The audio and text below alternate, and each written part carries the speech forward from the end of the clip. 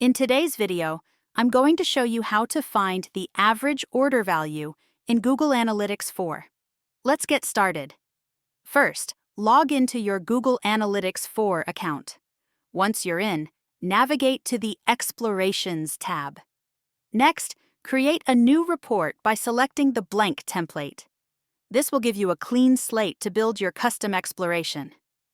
Now click the plus icon next to dimensions. In the search bar, type and add the following dimensions.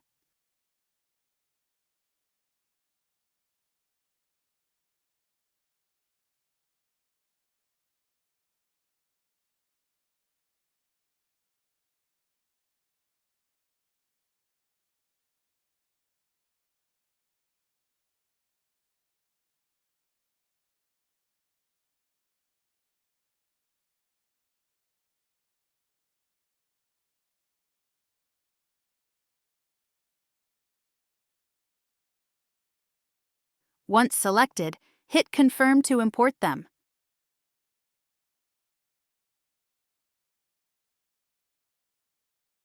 Now click the plus icon next to Metrics.